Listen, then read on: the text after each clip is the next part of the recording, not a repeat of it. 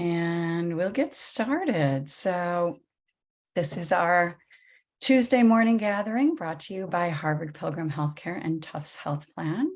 This is a place where we invite experienced mindfulness instructors to speak with us about what mindfulness means to them and to discuss as a community how we can incorporate these practices into our daily lives.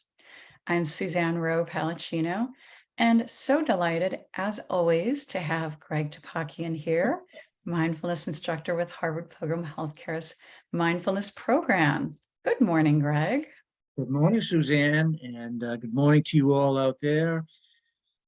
Nice to be with you today, and wonderful to have this opportunity to practice mindfulness together. It really is. It really is. After a long weekend, I know sometimes it's hard to get going in the morning, but it's nice to have this community to come together with and start our week off, even as a short week in this particular way. So if there's anyone new to our program, we're so happy to have you here this morning and have you here practicing and just learning about mindfulness with us. And a special welcome as well to those that have been with us week after week. So happy to see you here. So for those that are new, Greg will start off with a question for the group and then share some thoughts with us, and then just go right into around a 12-minute guided practice. We'll be mostly guided. You'll find that there'll be some moments of silence, which is good for all of us to practice with that way of being with our minds and our thoughts. And Greg will get more into that a little bit this morning. And then after we finish the practice, we'll have time for questions. So if you go to the bottom of your Zoom screen and open up the chat, and then if you click the blue drop-down menu to enable everyone from hosts and panelists, and then everyone can see your comments and maybe questions and anything you share as we go on. All right, so with that, Greg, what question do you have for all of us this morning? So the question is, sometimes we get lost in our heads. And the question is, how do you notice that? And what do you do to get back into your body? Okay. And is this particularly during meditation or just in general? This is in general, in ordinary life. Sometimes for me, I'm just up here all the time. Sometimes my whole being is just from the neck up. Yeah. And the mind can do is, we'll talk about some amazing things, but we miss a lot if we're only living up there. Mm-hmm. So what's the signal? Yeah. I have to say this was happening to me last night when I was trying to fall asleep. I very rarely have a hard time falling asleep, but I think because I took a little nap during that day off that we had, I was having a hard time falling asleep. And so I found that I, as much as I could, was coming back to the sensations of my body. Yeah. And hoping that the stillness of my body would help to still my mind. Yes, and? And it didn't at first. Yeah, sure. But, it took some time. And then, coming into my breath a little bit, that helped. But yeah, took some time. Yeah, well, sure. I mean, it's possible the body wasn't tired, So that's the interesting thing, the mind says, oh, well, it's 10:30, time for bed. And, if you've had a nap or just engaged with something that, gave you a little bit of extra energy. So they, oh, hey, the body, I know you put me to bed, but. Mm-hmm. How about you, Greg? What's your secret sauce? Well, my secret sauce is, it depends on where I am and how private it is. But if I'm in a meeting or something, it's just, sitting around a table or something, it's just putting my hands on my knees and really pressing into my knees, pressing the feet into the floor and really feeling the body. And if I'm more private, or if it's okay where I am with others, I stand. And we'll be doing standing meditation practices today together. And I just find standing is just so powerful for not only noticing the body, but learning to trust the body's intelligence. Just, you know, as I often say, I've been to many, many retreats with many people in it. And sometimes when people are tired, they stand up, and I've never seen anybody fall down. So people think that's funny at first, and it is, but it's also true. It's something about standing. The body knows it has to raise the energy a little bit, and there's just an automatic knowing of that. Yeah, it's something else that your mind can focus on is balancing, you know, just the Absolutely. basic Yeah. thought of balancing. Yeah, interesting. So Tammy says, take a deep breath to reset and feel my feet on the floor. The floor, yeah. Deepen my breath and soften the body to the degree that I can. Yeah. Mm-hmm. Hold hands with my husband, pet the dog, talk to kids on the phone. Generally, any interaction with others knocks me out of that. That's good. Signal can be feeling of angst and tightness. I'll stop and take an intentional pause and a breath. Slow my steps down. Yeah. Yeah, sometimes I like to do it. It's called exaggerated breathing. I mean, normally in mindfulness, the instruction is to breathe naturally and just to know how you're breathing.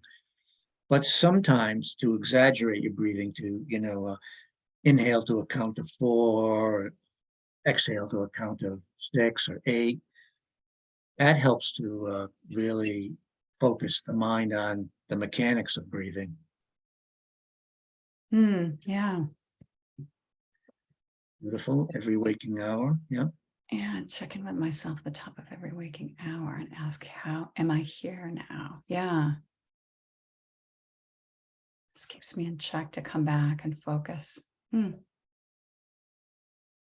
Loretta, my grandfather used to say that he thought I never could learn to drive because I was always in my head. Yeah, there are ways out of that. Yes.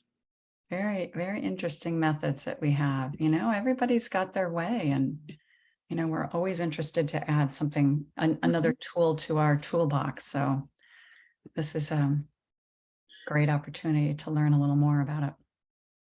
Yeah. So we have these amazing minds. We're humans. We know what the mind can do. It can think, it can imagine, it can plan, it can create, it can analyze, it can solve, it can remember. I mean, these are amazing things. But I'm going to say, sometimes we think that mind is just the head, it's just the brain. And sometimes we think that the only thing to know and the only thing that matters is the cognitive content of the mind.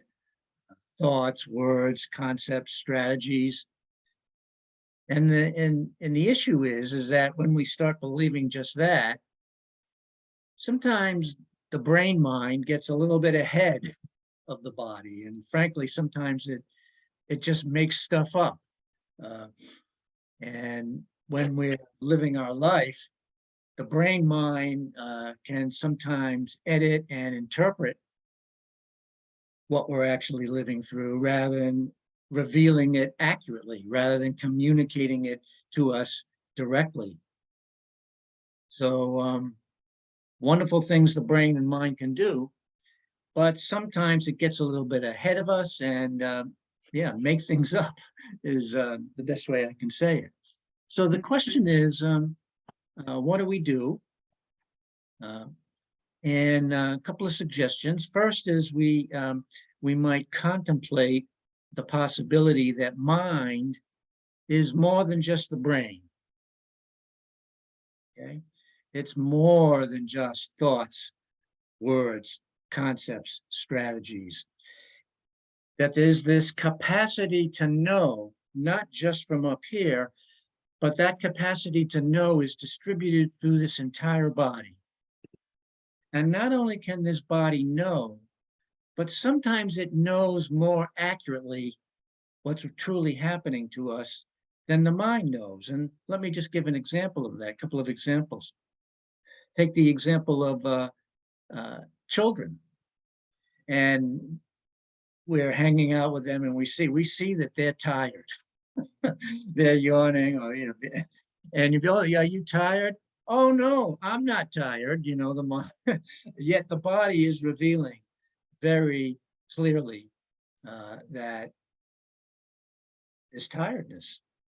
Or for us as adults, something happens and we're triggered and anger is arising. When someone says to us, oh, you look a little angry. And what often do we say? Oh, no, I'm not angry. But yet the body is really showing to all who are tapped into it that anger is present. And so the question is, for us as we live life, are we better off to ignore that, or are we better off to acknowledge it so we can navigate that anger with a little more wisdom? So what do? Sometimes we call a practice that taps into the body embodied mindfulness.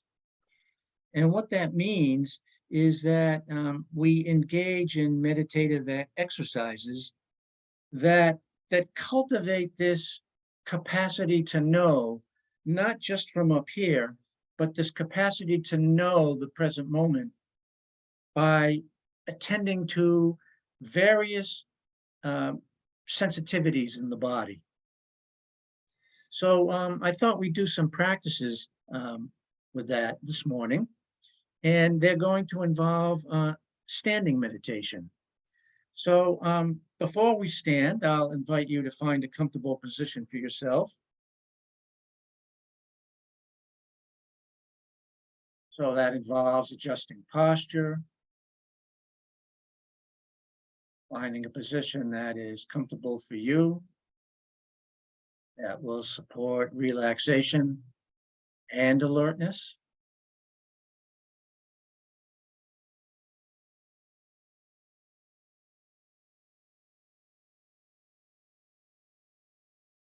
Noticing sensations in the body, allowing the mind to rest on these sensations. And in the next moment, I'm going to invite you to move from sitting to standing, and not to do it all in one big jump up, but to notice all the mini steps, so to speak, that are involved. So just to say a few words about that, you notice the inclination or the impulse to stand. The body begins to prepare for that. We each have our own process. For me, there's a leaning forward, the legs engage, the knees engage, the thigh muscles engage. You can feel the buttocks lift off the chair. And then there's a standing. And please, please, please, this is not a competition to who can stand the best.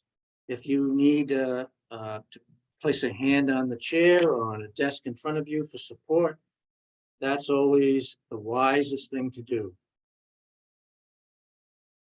So at first, we're just standing. Maybe we let the weight move back and forth from the front of the feet to the back of the feet. Rock a little bit. Checking out center of gravity, probably in the belly abdomen. Seeing what it takes to stand with balance.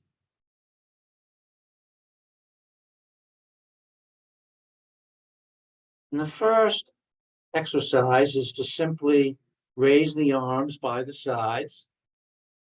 So you might turn your palms up and allow the arms to raise by your side. Feeling sensations in the body.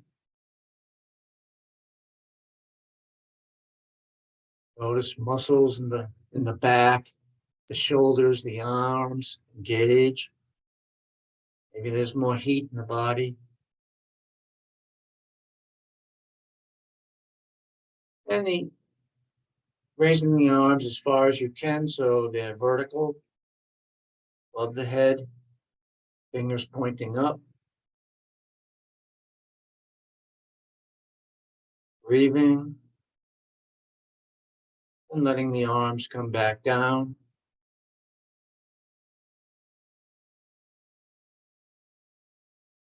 By your side.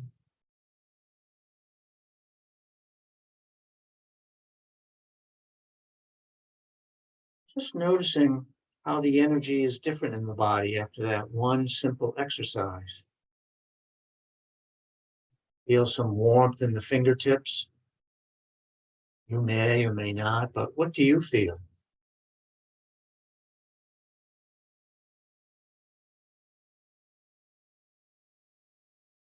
The next simple exercise is to allow the right ear to lean towards the right shoulder and let that right hand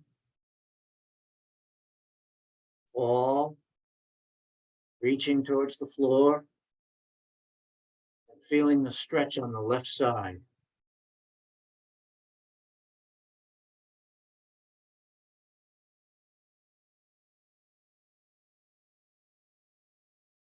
Back to center.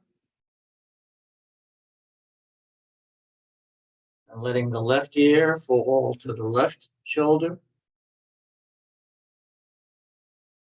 Letting the left hand just sort of drift down in the direction of the floor. Feeling the stretch on the right side.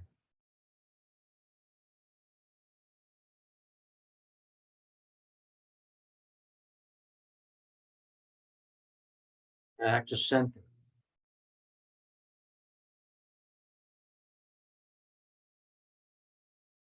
So these first couple of exercises are just establishing the body as the target of our meditation.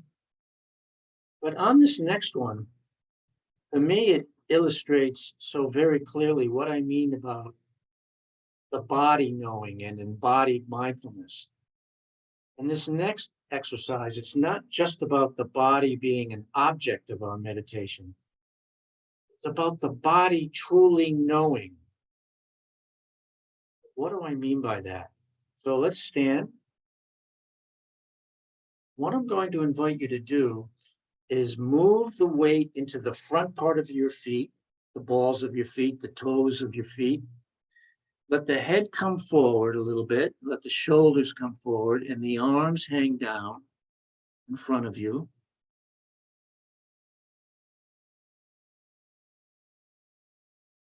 And you're experimenting with that. And what's happening? Well, for me, what's happening is the body is gauging. The body is knowing just how far I can go and still remain in balance. Still feel safe. There's no thinking involved here, right? This is different than thinking. There's no concepts, there's no words. It's just the body knowing, oh, I can go this far. Nope, that's too far. It's the body actually feeding the brain true information. The brain mind might be saying something like, oh, I should be able to go further than this. But no, we're tapping into the body. No, this is good. This is all there is. And coming back to center.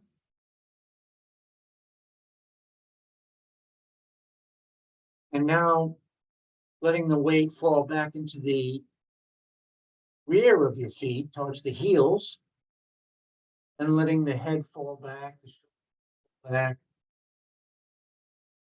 And again, if you want to place your hand on the desk or the chair for balance.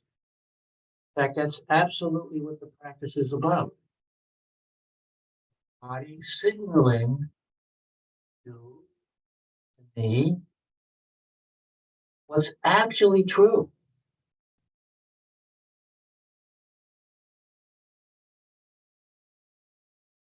On the next couple of minutes, just sort of playing with the swaying, either front and back, or right side and left side.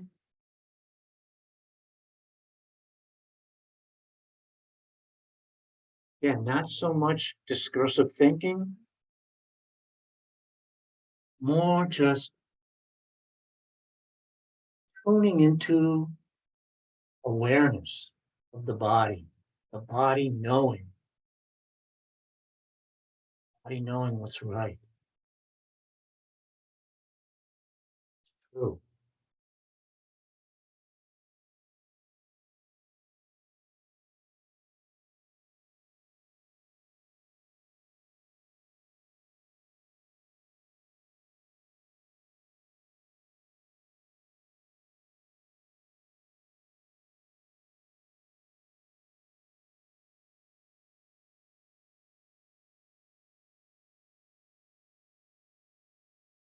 And in the next 30 seconds or so, when the time is right for you, I'll invite you to return to the sitting position. Again, noticing the impulse and the intention. Move from standing to sitting posture. Maybe you turn around. Is the chair still there? Yes, it is. Engaging muscles in the legs. Letting the buttocks fall. Rests on the chair.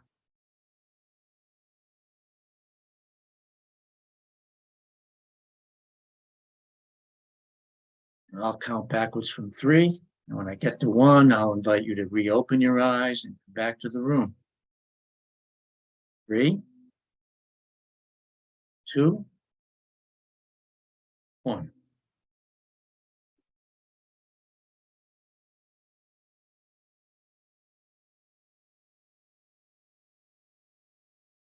Thank you so much, Greg. I love that. I mean, it's to me, it's just so clear, right? That I'm not thinking in those moments, right? Most of the time we think, oh, knowing is all about thinking. No, it isn't. It's just knowing. Awareness is more, it's precognitive.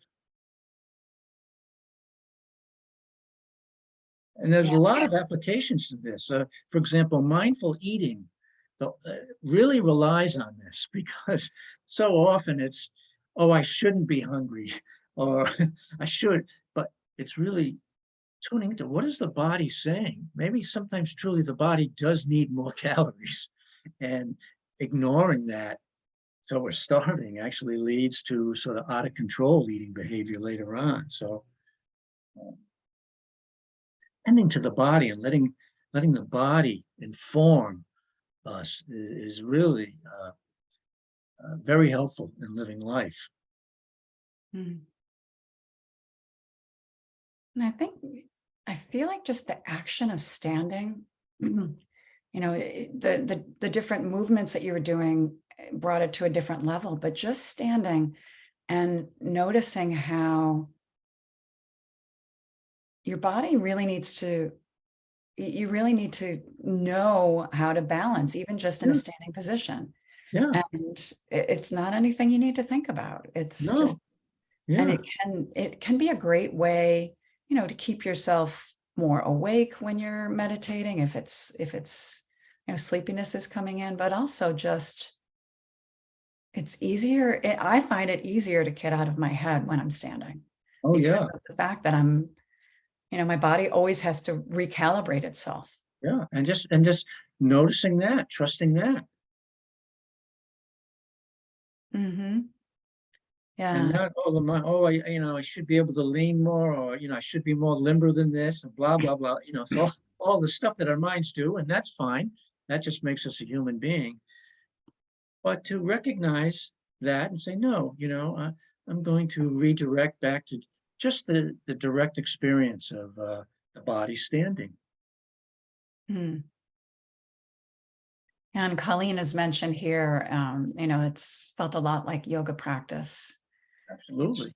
It's, you know, that can be Absolutely. so, that can be another, the movement practices are such a good way to get us out of our head.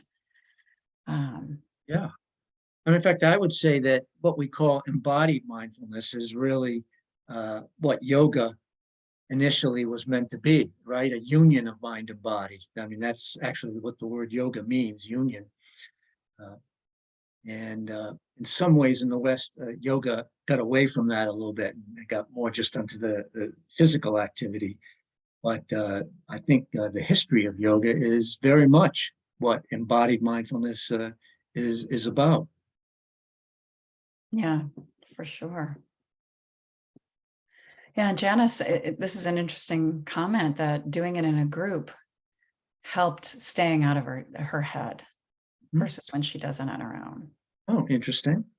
Okay. Which, that makes sense. Sometimes we feel like, that group is kind of pushing us along and gives us a little extra motivation to continue. And yeah. And notice even an online group, right? So obviously being in the same physical presence together is what we like the most. But absent that, even this is quite supportive for us, right? So how can we find virtual community to support us in our practice? There's so much going on, Colleen and others. So if being with others is supportive, to spend a little time finding that. There's things every morning. There's things here Tuesday, Wednesday, Thursday mornings. There's other things that meet every morning. Things during the day, free. Yeah, it's a little boost. For sure, for sure. Well, thank you, Greg. This is, it's just, I love to mix it up in this way and to get our bodies moving where we're thinking that we're going to be sitting, and it's just a nice way to get our bodies moving and also just see how our body talks to us, which is such an important practice. Yeah. Yeah. So just a moment to close our eyes, maybe together. And maybe just to notice, what are the feet feeling right now?